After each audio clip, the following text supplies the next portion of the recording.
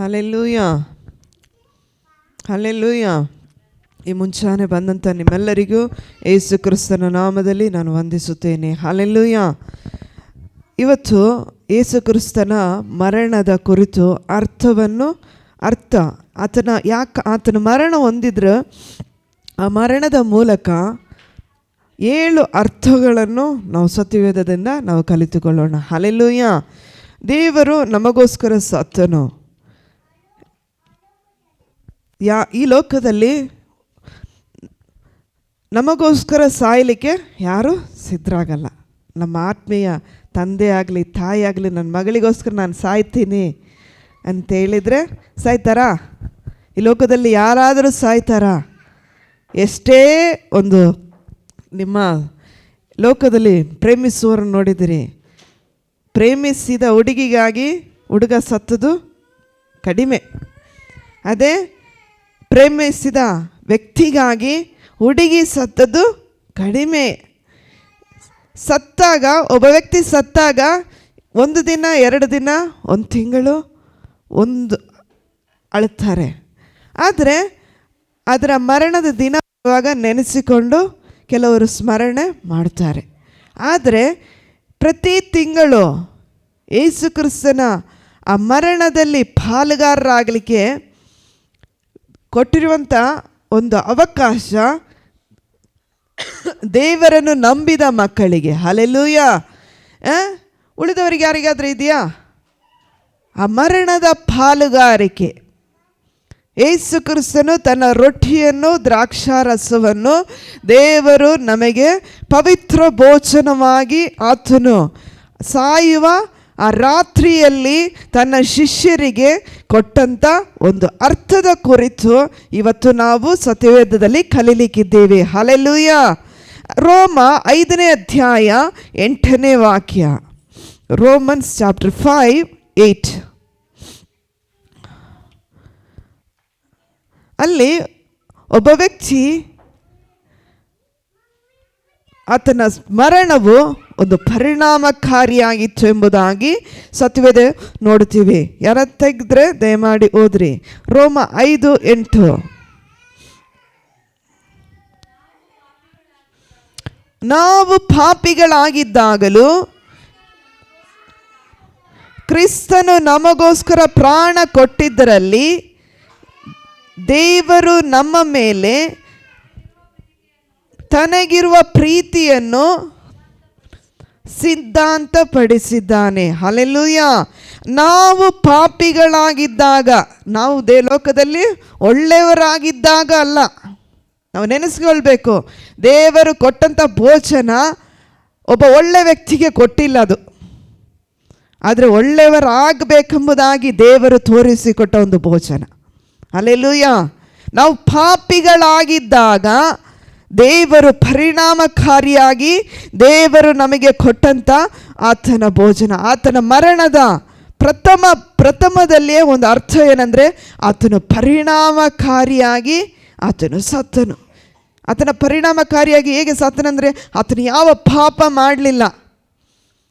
ನಾನು ಮತ್ತು ನೀನು ಪಾಪಿಗಳಾಗಿ ದೇವರಿಗೆ ಅವಿಧೇಯರಾಗಿ ದೇವರ ಮಾರ್ಗವನ್ನು ಬಿಟ್ಟು ದೇವರಿಗೆ ಇಷ್ಟವಿಲ್ಲದ ಕೆಲಸಗಳನ್ನು ಮಾಡಿ ನಮ್ಮ ಒಳ್ಳೆಯವರಾಗಿ ನಟನೆ ಮಾಡಿ ದೇವರ ಮುಂದೆ ಬಂದು ಕೈ ಚಾಚುತ್ತೀವಿ ಈ ಭೋಜನಕ್ಕಾಗಿ. ಹಲ್ಲೆಲೂಯ. ನಾವು ಎಷ್ಟು ಧೈರ್ಯ, ನಮಗೆ ಬಹಳ ಧೈರ್ಯ. ಆದರೆ ಆ ಧೈರ್ಯ ದೇವರ ಮುಂದೆ ಬಟ್ಟ ಬಯಲಾಗುತ್ತದೆ. ಹಲ್ಲೆಲೂಯ. ನಾವು ಪ್ರತಿ ಕ್ಷಣವೂ ಪ್ರತಿ ದಿನನಿತ್ಯವೂ ಪ್ರತಿ ತಿಂಗಳು ತೆಗೆದುಕೊಳ್ಳುವಾಗ ನೆನೆಸಿಕೊಳ್ಬೇಕು, ನನಗೋಸ್ಕರ, ನನ್ನ ಪಾಪಗಳಿಗೋಸ್ಕರ, ನನ್ನ ಶಾಪಗಳಿಗೋಸ್ಕರ, ನನ್ನ ಅಕ್ರಮಗಳಿಗೋಸ್ಕರ, ನನ್ನ ಅನೀತಿಗೋಸ್ಕರ ಈ ಯೇಸು ಮರಣ ಹೊಂದಿತು ನನಗಾಗಿ ಎಂಬುದಾಗಿ ತಿಳಿದುಕೊಂಡು ಅದು ತೆಗೆದುಕೊಳ್ಳುವಾಗ ಪರಿಣಾಮಕಾರಿಯಾಗಿ ತೆಗೆದುಕೊಳ್ಳುವರಾಗಿರಬೇಕು. ಹಲ್ಲೆಲೂಯ. ಎರಡನೇದಾಗಿ ರೋಮ 4ನೇ ಅಧ್ಯಾಯ 25ನೇ ವಾಕ್ಯ. Romans chapter 4:15. ರೋಮ 4:15. ಯಾಕಂದರೆ ಧರ್ಮಶಾಸ್ತ್ರವು ಜನರನ್ನು ದೇವರ ಕೋಪಕ್ಕೆ ಗುರಿ ಮಾಡುವಂಥದ್ದು. ಧರ್ಮಶಾಸ್ತ್ರವಿಲ್ಲದ ಪಕ್ಷದಲ್ಲಿ ಏನಿಲ್ಲ, ನೀರೋಣ, ಅದಕ್ಕೆ ಒಂದು ಮುಕ್ತಾಯ ಇಲ್ಲ. ಹಲ್ಲೆಲೂಯ. ಆ 4 ರೋಮ 4:25 ವಾಕ್ಯ ಅಲ್ಲ. ಹಲ್ಲೆಲೂಯ.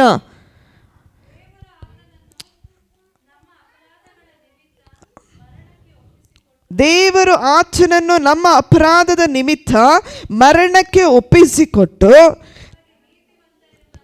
ನಮಗೆ ನೀತಿವಂತರೆಂಬ ನಿರ್ಣಯವು ಉಂಟಾಗುವ ನಿಮಿತ್ತ ಜೀವದಿಂದ ಎಬ್ಬಿಸಿದನು. ಹಲ್ಲೆಲೂಯ.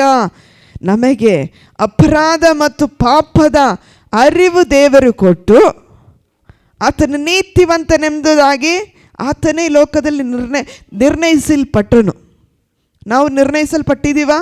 ಇಲ್ಲ. ನಾವಿವತ್ತು ಅಯೋಗ್ಯರು, ಅಲ್ಪರು, ಯಾತಕ್ಕೂ ಬಾರದ ಜನರು, ದೇವರ ಮಾರ್ಗವನ್ನು ಉಲ್ಲಂಘಿಸುವ ಜನರು. ಆದರೆ ದೇವರು ಯಾವ ತಪ್ಪುಗಳನ್ನು ಮಾಡದೆ ನಮ್ಮ ನಿಮಿತ್ತ ನಮಗಾಗಿ ಸತ್ತನು. ಹಲ್ಲೆಲೂಯ. ನನ್ನ ಮತ್ತು ನಿಮ್ಮ ನಿಮಿತ್ತ ನಮಗಾಗಿ ಆತನು ಸತ್ತನು. ಹಲ್ಲೆಲೂಯ. ಹಾಗಾದರೆ ನಮ್ಮ ದೇವರು ಎಷ್ಟು ದೊಡ್ಡವನು. ಮೂರನೇದಾಗಿ ರೋಮ 6:14 ಆತನು ಯಾಕಾಗಿ ಪರಿಣಾಮಕಾರಿಯಾಗಿ ಸತ್ತನೆಂಬುದಾಗಿ ನಾವು ನೋಡೋಣ. ಯಾಕೆಂದರೆ ಪಾಪವು ನಿಮ್ಮ ಮೇಲೆ ಅಧಿಕಾರ ನಡೆಸದು. ನೀವು ಧರ್ಮಶಾಸ್ತ್ರಕ್ಕೆ ಅಧೀನರಲ್ಲ, ಕೃಪೆಗೆ ಅಧೀನರಾಗಿದ್ದೀರಲ್ಲ ರಷ್ಟೇ. ಹಲ್ಲೆಲೂಯ. ನಾವು ಪಾಪ ನಮ್ಮ ಮೇಲೆ ಅಧಿಕಾರ ನಡೆಸೋದು. ಪಾಪ ಯಾವಾಗಲೂ ನಮ್ಮ ಮೇಲೆ ಅಧಿಕಾರ ನಡೆಸುವಂತೆ ನಾವು ಮಾಡಿಕೊಳ್ಬಾರದು. ಪಾಪದ ಪಾಲಿಗೆ ಸತ್ತ ಮೇಲೆ ಆ ಪಾಪ ನಮ್ಮ ಮೇಲೆ ಅಧಿಕಾರ ಮಾಡಿದರೆ ಏನಾಗ್ತದೆ? ಅದು ದುರಾತ್ಮನಾಗಿ ಬದಲಾವಣೆ ಆಗ್ತದೆ. ಆ ಪಾಪದಲ್ಲೇ ಅಧಿಕಾರ, ನಾವು ನೆನೆಸ್ತೀವಿ ಅಧಿಕಾರ ಅಂಥೇಳಿ. ಆ ಪಾಪ ನಮ್ಮನ್ನು ಅಧಿಕಾರ ಮಾಡಬಾರ್ದು. ಒಬ್ಬ ವ್ಯಕ್ತಿ ಅಧಿಕಾರ ಮಾಡಬೇಕಾದ್ರೆ ಅದಕ್ಕಾಗಿ ಅವರು ಕಲ್ತಿರ್ತಾರೆ, ಅದಕ್ಕಾಗಿ ಅಧಿಕವಾಗಿ ಜ್ಞಾನವಂತರಾಗಿರ್ತಾರೆ. ಆದ್ದರಿಂದ ಅವರು ನಮ್ಮ ಮೇಲೆ ಅಧಿಕಾರ ಮಾಡ್ತಾರೆ. ಆದರೆ ಈ ಲೋಕದಲ್ಲಿ ಅಧಿಕಾರದಲ್ಲಿ ಬೇರೆ ವಿಧಗಳಿವೆ.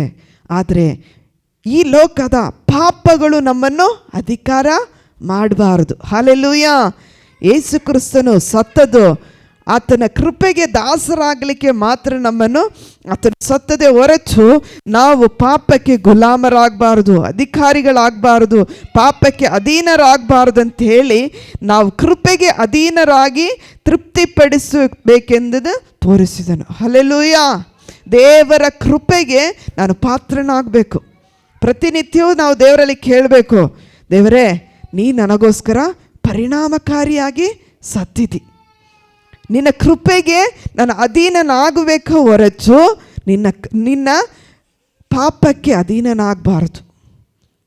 ನಾವು ನಮ್ಮ ಪಾಪಕ್ಕೆ ನಾವು ಅಧೀನರ ಆಗಬಾರದು. ಹಾಗಾದರೆ ಇನ್ನೊಂದು ಕಾರ್ಯ, ರೋಮ 3:5ನೇ ವಾಕ್ಯ. ಇಡೀ ರೋಮ ಅಧ್ಯಾಯ ನೀವು ಮನೆಯಲ್ಲಿ ನೀವು ಸಮಯ ಸಿಕ್ಕಿದಾಗ ಓದಿದಾಗ ನಿಮಗೆ ಈ ಕಾರ್ಯಗಳೆಲ್ಲ ಇನ್ನೂ ಕ್ಲಿಯರ್ ಆಗಿ ಅರ್ಥ ಆಗುತ್ತದೆ. 3:5ನೇ ವಾಕ್ಯ. ನಾವು ನೀತಿ ತಪ್ಪಿ ನಡೆಯುವುದರಿಂದ ದೇವರಲ್ಲಿರುವಂಥ ನೀತಿ ಪ್ರಸಿದ್ಧಿಗೆ ಬರುವುದಾದರೆ ನಾವು ಏನು ಹೇಳೋಣ? ಉಗ್ರ ದಂಡನೆಯನ್ನು ಮಾಡುವ ದೇವರು ಅನ್ಯಾಯಸ್ಥನೇನು? ಈ ಮಾತು ಲೋಕರೀತಿಯಾಗಿ ಆಡಿದೇನು ಎಂದು ಎಂದಿಗೂ ಅಲ್ಲ. ಹಲ್ಲೆಲೂಯ. ನಾವು ಹೇಳ್ತೀವಿ, ನಾವು ನೀತಿ ತಪ್ಪಿ ನಡೆಯುವರಾದ್ರಿಂದ ದೇವರಲ್ಲಿರುವ ನೀತಿ ಪ್ರಸಿದ್ಧಿಗೆ ಬರುವುದಾದರೆ ನಾವು ಏನು ಹೇಳೋಣ?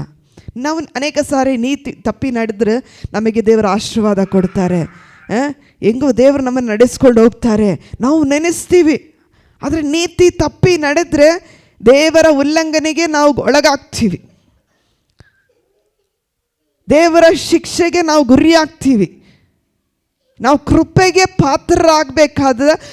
ಹಾಕಬೇಕಾಗಿದ್ದ ನಾವು ದೇವರ ದೇವರ ಕೃಪೆಯ ಅಧೀನದಲ್ಲಿ ಇರಬೇಕಾದ ನಾವು ದೇವರ ಶಿಕ್ಷೆಗೆ ಒಳಗಾಗ್ತಾ ಇರ್ತೀವಿ. ಅದಕ್ಕೆ ಇನ್ನೊಂದು ವಾಕ್ಯಗಳನ್ನು ಹೋಲಿಕೆಯಾಗಿ ಓದಿದರೆ 1 ಯೋಹಾನ 2:2, 1 John chapter 2:2, 1 John chapter 2:2.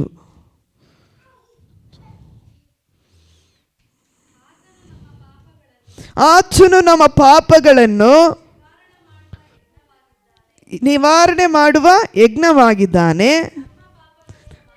ನಮ್ಮ ಪಾಪಗಳನ್ನು ಮಾತ್ರವಲ್ಲದೆ ಸಮಸ್ತ ಲೋಕದ ಪಾಪಗಳನ್ನು ಸಹ ನಿವಾರಣೆ ಮಾಡುತ್ತಾನೆ. ಹಲ್ಲೆಲೂಯಾ. ಒಬ್ಬ ಪಾಪಿ ರಕ್ಷಣೆ ಹೊಂದಿದರೆ ಪರಲೋಕದಲ್ಲಿ ದೊಡ್ಡ ಸಂತೋಷ.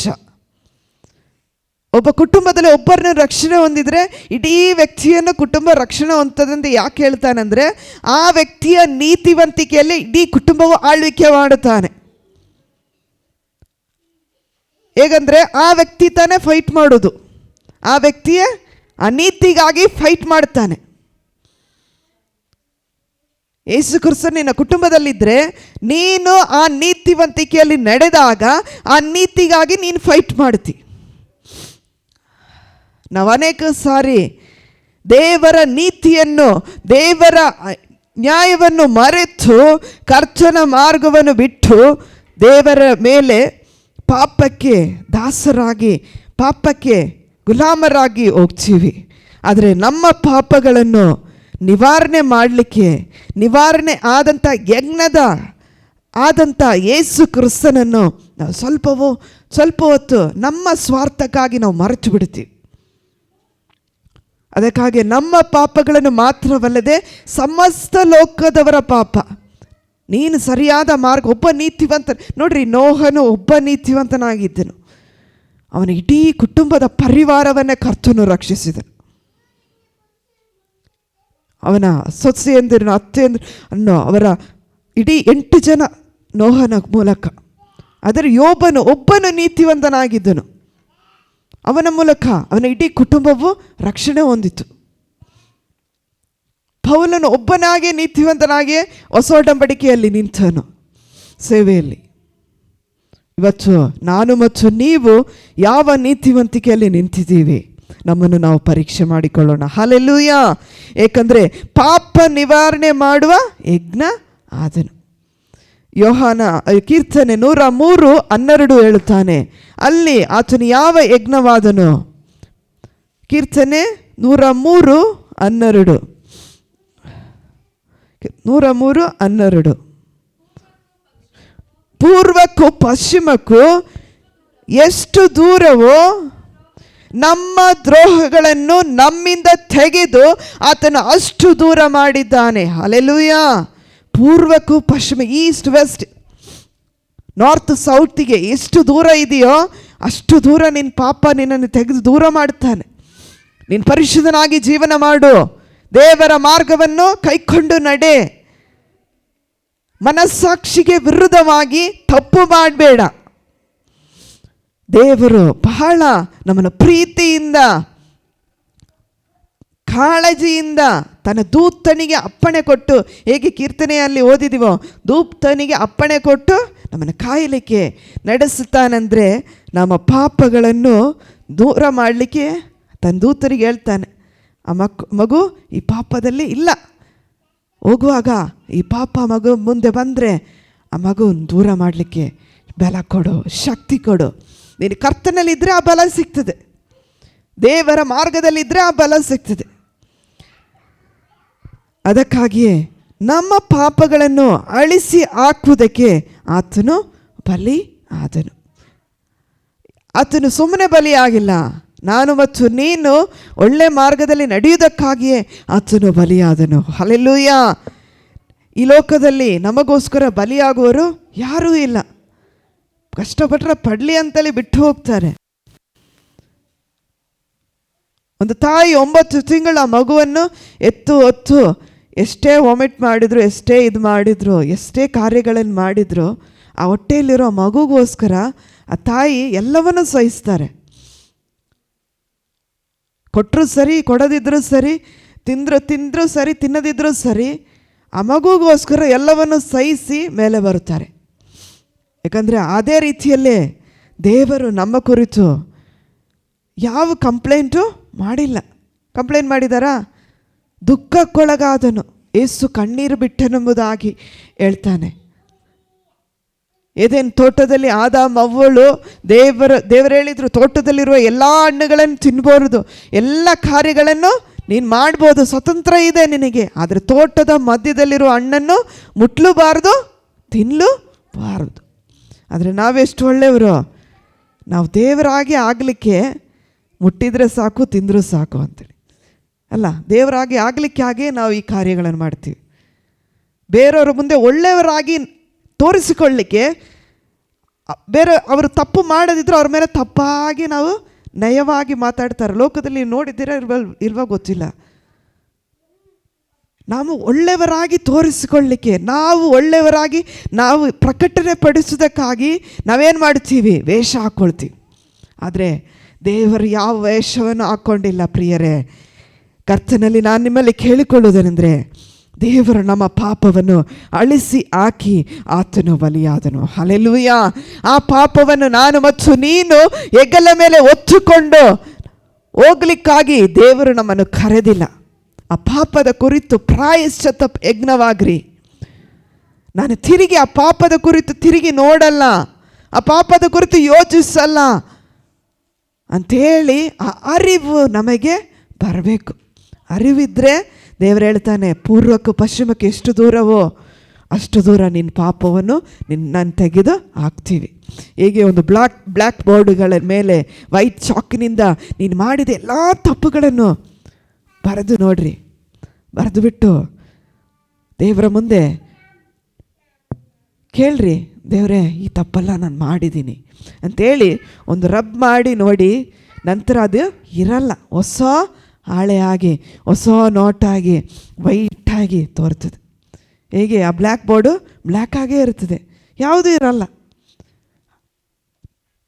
ಯಾವುದೇ ಗುಪ್ತ ಪಾಪ ಆಗಲಿ, ಜನ್ಮ ಪಾಪವಾಗಲಿ, ಕರ್ಮ ಪಾಪವಾಗಲಿ ನಮ್ಮನ್ನು ಆಳ್ವಿಕೆ ಮಾಡದೆ ಇರುವ ಹಾಗೆ ನಾವು ನಡ್ಕೊಂಡು ಕರ್ತನಲ್ಲಿ ನಡ್ಕೊಳ್ಳುವಾಗ ಕರ್ತನ ನಮ್ಮನ್ನು ಆಶೀರ್ವಾದಕ್ಕೆ ತರುವನು. ಹಲ್ಲೆಲೂಯಾ.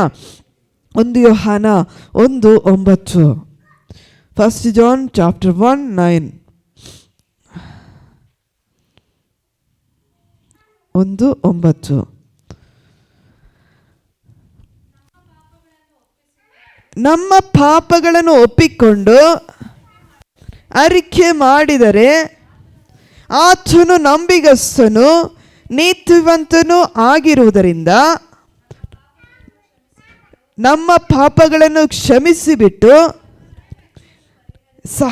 ಸಕಲ ಅನೀತಿಯನ್ನು ಪರಿಹರಿಸಿ ನಮ್ಮನ್ನು ಶುದ್ಧಿ ಮಾಡುವನು. ಹಲ್ಲೆಲೂಯಾ. ಅದಕ್ಕಾಗಿ ಹೇಳ್ತಾನೆ, ಜನ್ಮ ಪಾಪ ಆಗಲಿ, ಕರ್ಮ ಪಾಪ ಆಗಲಿ, ತಿಳಿದೋ ತಿಳಿಯದೆಯೋ, ಅರಿತೋ ಅರಿಯದೆಯೋ ಮಾಡಿದ ಎಲ್ಲ ತಪ್ಪುಗಳನ್ನು, ಸಕಲ ಅನೀತಿಯನ್ನು ಪರಿಹರಿಸಿ ಬಿಟ್ಟು ನಮ್ಮನ್ನು ಶುದ್ಧಿ ಮಾಡುವನು. ಹಲ್ಲೆಲೂಯಾ. ನಮ್ಮ ದೇವರು ಎಷ್ಟು ಒಳ್ಳೆಯವನು. ನಮ್ಮ ಪಾಪಗಳನ್ನು ಒಪ್ಪಿಕೊಂಡು, ಬೇರೆಯವರ ಪಾಪಗಳನ್ನು ಒಪ್ಪಿಕೊಳ್ಳಿ ಅಂತೇಳಿ ನಾವು ಬಿಡುವುದಲ್ಲ, ನಾವು ದೇವರ ಮುಂದೆ ಒಬ್ಬರಾಗಿ ನಿಂತುಕೊಳ್ಳೋಣ. ಏಕೆಂದರೆ ಈ ಲೋಕದಲ್ಲಿ ಒಂದು ಕುಟುಂಬದಲ್ಲಿ ಒಬ್ಬನು ನೀತಿವಂತನಾದರೆ, ಅನ್ನಳ ಕುಟುಂಬದಲ್ಲಿ ಅನ್ನಳು ನಿಂತುಕೊಂಡ್ಳು, ಸಾಮುವೇಲನ ಕುಟುಂಬದಲ್ಲಿ ಸಾಮುವೇಲ್ ನಿಂತುಕೊಂಡನು, ದೆಬೋರಳು ನಿಂತುಕೊಂಡಳು, ಮರಿಯಳು ನಿಂತುಕೊಂಡ್ಳು. ಸತ್ಯವೇದದಲ್ಲಿ ತೆಗೆದುಕೊಂಡ್ರೆ ಒಂದೊಂದು ಪುರುಷನು ಅಥವಾ ಒಂದೊಂದು ಸ್ತ್ರೀಯನ್ನು ತೆಗೆದುಕೊಂಡ್ರೆ ಅವರ ಚರಿತ್ರೆಯನ್ನು ಯಾಕೆ ಸತ್ಯವೇದದಲ್ಲಿ ಬರೆಯಲ್ಪಟ್ಟಿದ್ರೆ ಅಂದರೆ ಅವರು ಆ ರೀತಿ ಅವರ ಜೀವಿತವನ್ನು ನಡೆಸ್ಕೊಂಡ್ರು. ಇವತ್ತು ದೇವರ ಮುಂದೆ ಸಕಲ ಅನೀತಿಯಿಂದ ನಾವು ಪರಿಹಾರ ಹೊಂದಬೇಕಾ?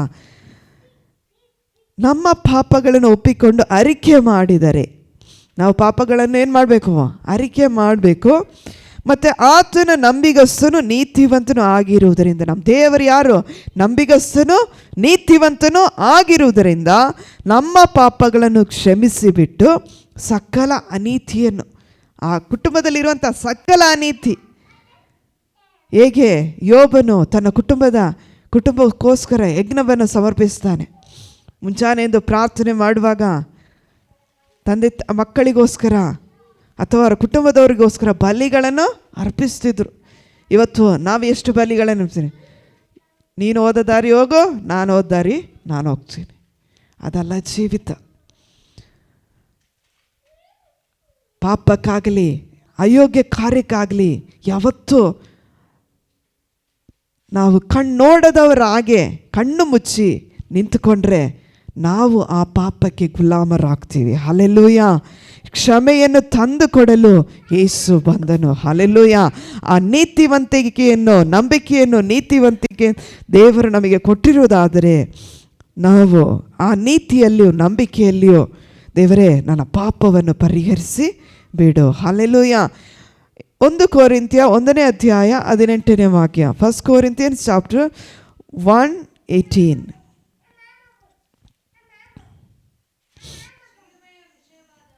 ಶಿಲುಬೆಯ ವಿಷಯವಾದ ಮಾತು ನಾಶನದ ಮಾರ್ಗದಲ್ಲಿ ಇರುವವರಿಗೆ ಹುಚ್ಚು ಮಾತಾಗಿದೆ, ರಕ್ಷಣೆಯ ಮಾರ್ಗದಲ್ಲಿ ಇರುವ ನಮಗಾದರೂ ದೇವರ ಶಕ್ತಿಯಾಗಿದೆ. ಹಲ್ಲೆಲೂಯಾ. ನಾವು ಈ ಶಿಲುಬೆಯ ಮರಣ, ಲೋಕದ ನಾಶನದ ಮಾರ್ಗದಲ್ಲಿ ನಾನು ಕೆಟ್ಟು ಹೋಗಲೇಬೇಕು, ನಾನು ಹಿಂಗೆ ಹೋಗ್ತೀನಿ, ಯಾರು ನನ್ನ ಬಗ್ಗೆ ಕಾಳಜಿ ವಹಿಸೋದು ಬೇಡ, ಯಾರು ನನ್ನನ್ನು ತಿದ್ದುದು ಬೇಡ, ನಾನೇ ನನ್ನ ಮಾರ್ಗಕ್ಕೆ ನಾನು ಮಾಡೋದೆಲ್ಲ ಒಳ್ಳೆಯದು, ನಾನು ಮಾಡೋದೆಲ್ಲ ಕರೆಕ್ಟು ಪರ್ಫೆಕ್ಟು ಅಂತ ಹೇಳ್ಕೊಂಡು ಹೋಗ್ತೀವಲ್ಲ, ಅವರೇನು ಮಾಡ್ತಾರೆ? ನಾಶನದ ಮಾರ್ಗದಲ್ಲಿರುವವರಿಗೆ ಹುಚ್ಚು ಮಾತಾಗಿದೆ. ಹಲ್ಲೆಲೂಯಾ.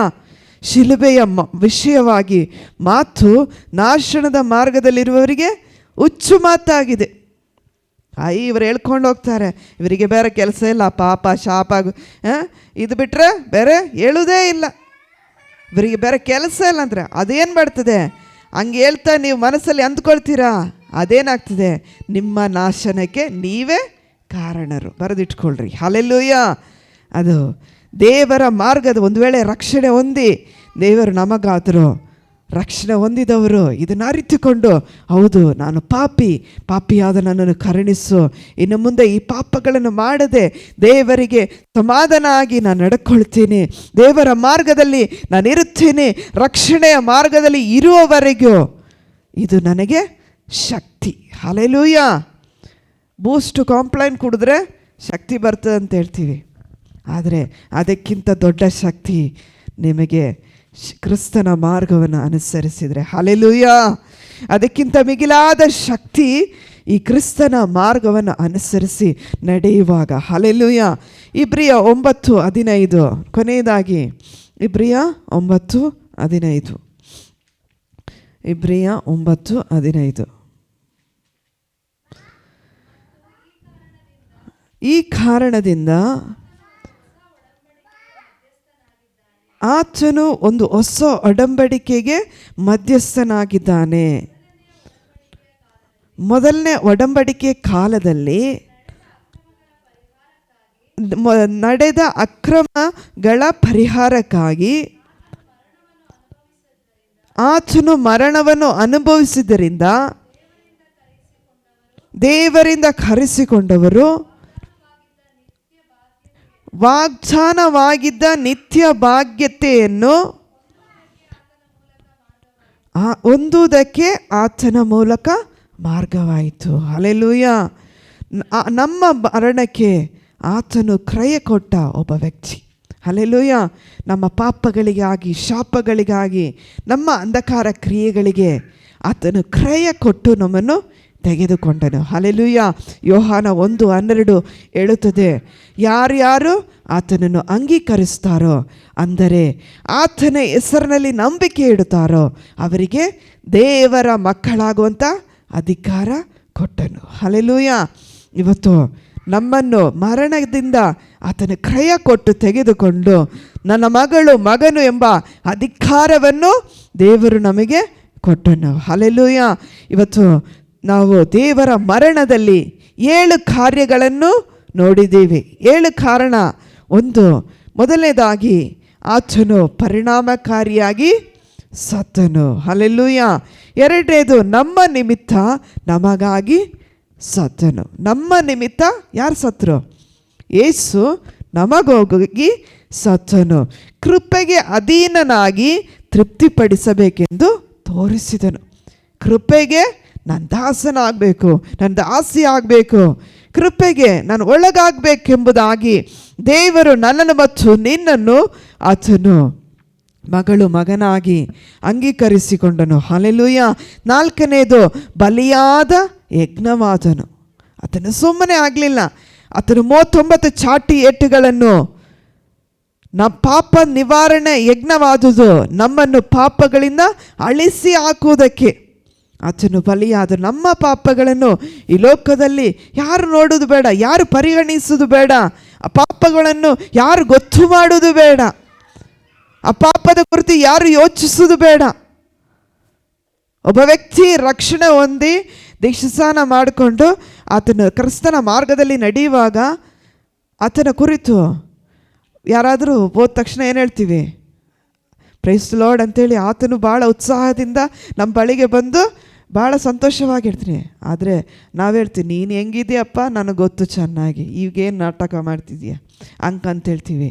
ಆದರೆ ನಿಜವಾದ ಒಂದು ಮಾನಸಾಂತರ, ಒಬ್ಬ ವ್ಯಕ್ತಿಯ ಮಾನಸಾಂತರ, ಇಡೀ ಕುಟುಂಬ ರಕ್ಷಣೆ ಹೊಂದುತ್ತದೆ. ಹಲ್ಲೆಲೂಯ. ಇಡೀ ಕುಟುಂಬವು ರಕ್ಷಣೆಯ ಮಾರ್ಗದಲ್ಲಿ ಇರುತ್ತದೆ. ಆ ಕ್ಷಮೆ ತಂದು ಕೊಡಲು ಯೇಸು ಬಂದನು. ಆ ಕ್ಷಮೆ ತಂದು ಕೊಡಲಿಕ್ಕಾಗಿ ಯೇಸು ಬಂದನು.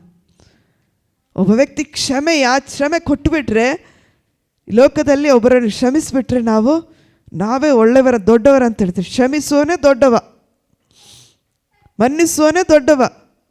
ಆದರೆ ದೇವರ ಆ ದೊಡ್ಡವರಾಗಬೇಕಾದ್ರೆ ದೇವರ ಶಕ್ತಿಗೆ ಶಿಲುಬೆಯ ಮಾತು ನಮಗೆ ಹುಚ್ಚು ಮಾತಾಗಬಾರ್ದು. ಹಗುರವಾಗಿ ತಗೊಳ್ಬೇಡ್ರಿ ಶಿಲುಬೆಯ ಮಾತು. ದೇವರು ಹೇಳಿದ ಯಾವ ಮಾತನ್ನು ಹಗುರವಾಗಿ ತೆಗೆದುಕೊಳ್ಬೇಡ್ರಿ. ಹೌದು, ಈ ಮಾತು ನನಗಾಗಿ, ಈ ಮಾತು ನನ್ನ ಆತ್ಮಕ್ಕಾಗಿ, ನನ್ನ ಆತ್ಮವನ್ನು ಪೋಷಿಸುವುದಕ್ಕಾಗಿ, ನನ್ನ ಆತ್ಮವನ್ನು ಬಲಪಡಿಸುವುದಕ್ಕಾಗಿ, ನನ್ನ ಆತ್ಮದ ಮೂಲಕ ನಾನು ಕರ್ತನ ಬಳಿಗೆ ಹೋಗುವ ತನಕ ನನ್ನ ಆತ್ಮವನ್ನು ಶುದ್ಧೀಕರಿಸುವುದಕ್ಕಾಗಿ ಎಂಬುದಾಗಿ ಈ ದೇವರ ವಾಕ್ಯವನ್ನು ನಾವು ಶಕ್ತಿಯುತವಾಗಿ ಉಪಯೋಗಿಸಿಕೊಳ್ಳುವರಾಗಿರಬೇಕು. ಹಲ್ಲೆಲೂಯ. ನಮ್ಮ ಮರಣಕ್ಕೆ ಆತನು ಕ್ರಯ ಕೊಟ್ಟ ಒಬ್ಬ ವ್ಯಕ್ತಿ. ಹಲ್ಲೆಲೂಯ. ಯೇಸು ನಮ್ಮ ಪಾಪಕ್ಕೆ, ನಮ್ಮ ಶಾಪಕ್ಕೆ, ನಮ್ಮ ಅಕ್ರಮಕ್ಕೆ, ನಮಗೆ ಅವಿಧೇಯತ್ವಕ್ಕೆ ದೇವರು ಕ್ರಯ ಕೊಟ್ಟು ನಮ್ಮನ್ನು ತೆಗೆದುಕೊಂಡರು. ಏಕೆಂದರೆ ನನ್ನ ಮಗನು ಮಾನಸಾಂತರ ಹೊಂದುತ್ತಾರೆ, ನನ್ನ ಮಗನು ಕರ್ತನ ಮಾರ್ಗದಲ್ಲಿ ಅನುಸರಿಸಿ ನಡೆಯುತ್ತಾರೆ ಎಂಬ ಒಂದು ಹೃದಯ ಆತನಿಗೆ ಇದ್ದದರಿಂದ ನಮ್ಮನ್ನು ಕ್ರಯ ಕೊಟ್ಟು ತೆಗೆದುಕೊಂಡ್ರು. ಹಲ್ಲೆಲೂಯ. ನಾವೇನಾದರೂ ಕ್ರಯ ಕೊಟ್ಟು ತಗೊಂಡ್ರೆ ಸಾಧಾರಣ ಒಂದು ಟಾಯ್ಸೇ, ನಾವು ಭಾಳ ನಮ್ಮ ಹತ್ರ ಇಲ್ಲದ ಹಣದ ಮೂಲಕ ಆ ಟಾಯ್ಸನ್ನು ಮಕ್ಕಳಿಗೆ ತಕ್ಕೊಳ್ತೀವಿ. ತಕ್ಕೊಟ್ಟ ಮೇಲೆ ನಮಗೆ ಆ ಖರ್ಚಿದೆ, ವೆಚ್ಚ ಇದೆ, ಅದ್ರ ಮಕ್ಕಳು ಹಠ ಮಾಡಿದ್ದಾರೆ, ನಾವು ತಗೊಂಡು ಕೊಟ್ಟಿರ್ತೀವಿ. ತಗೊಂಡು ಕೊಟ್ಟು ಮಕ್ಕಳಿಗೆ ನಾವೇನು ಮಾಡ್ತೀವಿ ಅಂದರೆ, ಮಕ್ಕಳು ಎಲ್ಲ ಹಾಕಿದ್ರು, ಎಲ್ಲ ಬಿಸಾಡಿದ್ರು, ಎಲ್ಲ ಒಡೆದಾಕಿದ್ರು. ಅದನ್ನು ನೋಡಿದಾಗ ನಿಜವಾಗಿ ಖರ್ಚು ವೆಚ್ಚ ಮಾಡಿ ಕ್ರಯ ಕೊಟ್ಟರೆ ನಿಮಗೆ ಅದರ ಮೇಲೆ ಏನಿರ್ತದೆ? ಕೋಪವಿರ್ತದೆ, ದುಃಖವೂ ಇರುತ್ತದೆ. ಒಂದು ವೇಳೆ ಅದರ ಕುರಿತು ನೀನು ಕೋಪ ಮಾಡದೆ, ಕ್ರಯ ಕೊಡದೆ ಇದ್ದರೆ ಅದೇನಾಗ್ತದೆ? ಅದರ ಪ್ರಯೋಜನ ಇಲ್ಲ. ಇವತ್ತು ಈ ರೊಟ್ಟಿಯು ದ್ರಾಕ್ಷಾರಸವನ್ನು ನಾನು ಮತ್ತು ನೀನು ತೆಗೆದುಕೊಳ್ಳುವುದು ಉತ್ತಮ. ಹಲ್ಲೆಲೂಯ.